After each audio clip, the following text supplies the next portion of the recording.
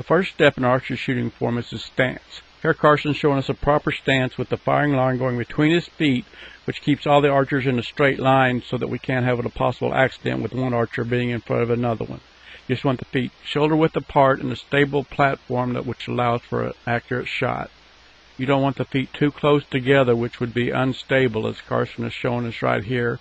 Or you also don't want the other extreme of having them too far apart, which would be uncomfortable and be difficult to have an accurate shot from. You just want the feet in an athletic position, approximately shoulder width apart, with the front foot open.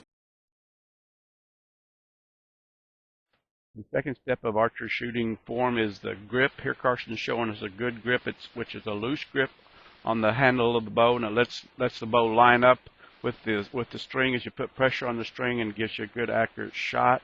You don't want to have it too tight of a grip, which it's called torquing the bow, and won't let the bow line up right with the string as you pull back on it. You just want a nice loose grip by making the figure okay with your fingers, and that's a good grip.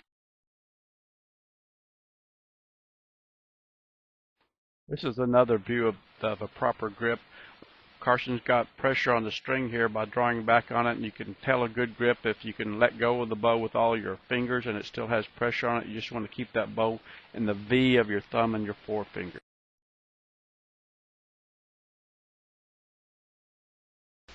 Step 3 is nocking the arrow. This can be a dangerous step for beginning archers because they're unfamiliar with the bow and the proper procedure and end up pulling the arrow in a dangerous direction. Have the youth hold the bow with the same hand they're going to hold it when they're firing the arrow, which is the left hand for a right-handed shooter, and then hold the bow flat or horizontal with the string against their side. The bow is held flat to give the archer better access to the string with the arrow. Here the nock locator is being pointed to on the string, and then the arrow rest on the Genesis bow. The Genesis bows have a basic arrow rest, which is part of the safety factor built into them for beginning archery. To nock an arrow, hold it between the thumb and finger so that you can roll the arrow and align the nock with the string, and align the index fletch with the odd-colored fletch away from the bow so that the fletching doesn't hit the bow and affect the shot when the arrow is fired.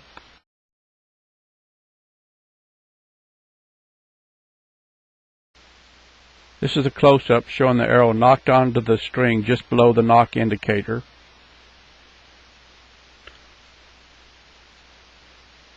With the index fletching or odd-colored fletching away from the bow.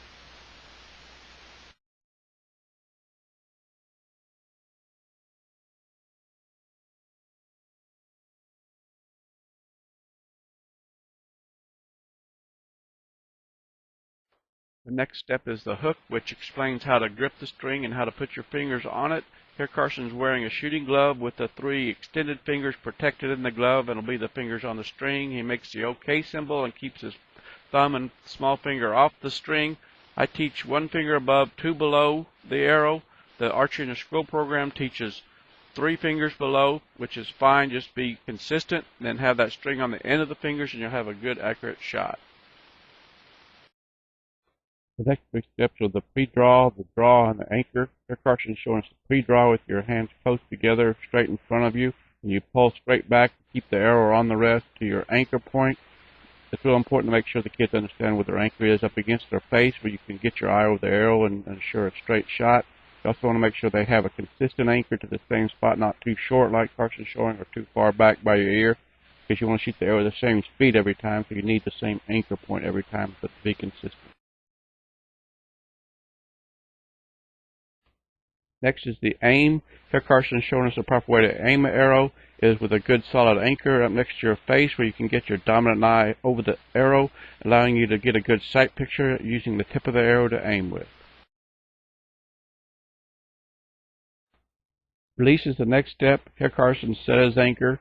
He's taken aim. Now he's going to have a nice smooth release by relaxing his fingers and letting the string take the arrow as his hand flows back along the side of his face.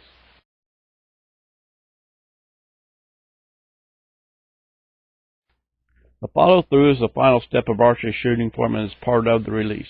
A common mistake is for youth to move their bow too quickly after the release in order to see where their shot is hit, because they're anxious to see how well they've done, but will actually cause them to have a bad shot. The youth need to concentrate on not anticipating the release and holding the bow hand steady until the arrow actually hits the target.